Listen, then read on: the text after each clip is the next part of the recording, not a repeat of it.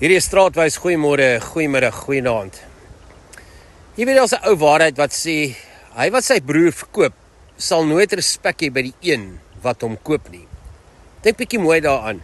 Die oomblik wat jy iemand anders afmaak, verkleineer of agter hulle rug praat, dink jy wen. Jy dink jy lyk beter, jy dink jy staan hoër, jy dink jy bou jouself op. Maar eintlik wys jy net wie jy is. Want die een wat na jou luister, die een wat saam met jou skinder, saam met jou lag oor iemand anders, daai persoon dink nie, wow, wat 'n goeie mens nie. Hulle dink, wat sê hierdie ou van my wanneer ek nie daar is nie? Jy verloor respek op die oomblik wat jy dink, jy bou dit. En kom ons wees eerlik, ons almal doen dit ergens op 'n manier, in klein maniertjies, in subtiele maniere, in 'n kommentaar hier, 'n grappie daar, of ek sê net gesprek, maar diep binne gaan dit nie eintlik oor daai ander persoon nie, dit gaan oor jou, oor wat in jou kop aangaan, oor wat in jou hart gebeur en leef. Want wat by jou mond uitkom, kom van binne af. Jesus sê dit so duidelik in Matteus 12, uit die oorvloed van die hart praat die mond. Met ander woorde, as daar oordeel uitkom, is daar oordeel binne. As daar kritiek uitkom, is daar iets onrustig binne in jou. As daar afbreek is daar iets wat self binne jou gebroken is. Maar ons doen dit op 'n baie slim manier. Ons gebruik ander mense om aandag weg te vat van onsself af. Ons wys vingers sodat niemand na ons kyk en na ons foute nie. Ons praat oor hulle foute sodat ons nie hoef onsself te konfronteer met wie ons is nie. En dis die spel van die ego. Dis daai stille stemmetjie wat sê, maak iemand anders kleiner, dan is jy en voel jy groter. Maar dis 'n leuen, want elke keer wat jy iemand kruisig, sit jy eintlik jouself op dieselfde verhoog. Jy maak jouself deel van die sirkel van oordeel, van haat en van pyn. En dan gebeur presies wat Jesus gesê het in Matteus 7, met die maat waarmee julle meet, sal vir julle gemeet word. Met ander woorde, die energie wat jy uitstuur, kom terug. Die oordeel wat jy gee, kom weer terug na jou toe. En nou kom die vraag, en 'n eerlike vraag, leef ons rarig wat ons sê, ons glo? Of kruisig ons mense terwyl ons sê, ons volg Jesus? Want kyk mooi na hom, hy het nie mense afgebreek nie, hy het nie mense beskinder nie, hy het mense gesien, raak gesien en hulle opgelig. Selfs die wat ander veroordeel het hy met genade behandel.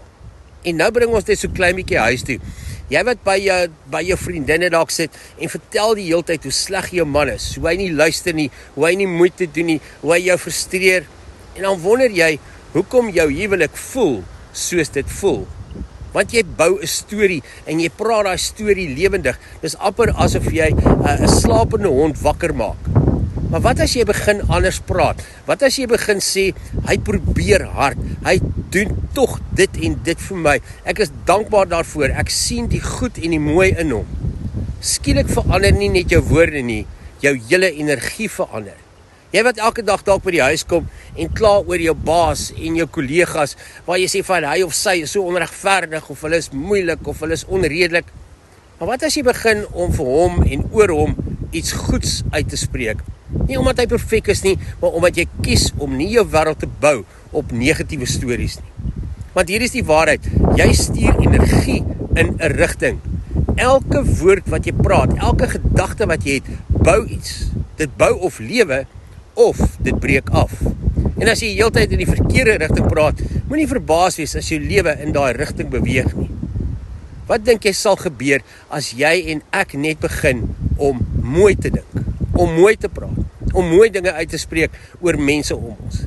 Selfs oor die wat anders is, anders dink, anders leef, selfs die wat ons nie so baie van hou nie, selfs die wat jou irriteer. Want jou afwysing wys niks van hulle nie, dit wys alles van jou hart, jou karakter en van jou geloof. Maar hier is die ander kant, en dis die mooi deel. As jy begin om mense op te bou, as jy begin om die beste te sien, as jy begin om die lewe oor hulle uit te spreek, dan gebeur daar iets. Mense begin anders na jou kyk, nie omdat jy fake is nie, maar omdat hulle iets sien, iets eg, iets sag, iets wat lyk soos Jesus. En dalk is dit waar alles begin. Nie deur mense reg te maak nie, maar deur jou eie hart reg te maak. Nie deur ander te probeer verander nie, maar deur jou woorde te verander. Want uiteindelik die manier wat jy oor ander praat, is die duidelikste weerspieëling van wie jy binne is. So ek hoop jy 'n wonderlike dag en tot ons weer saam stap. Mooi loop.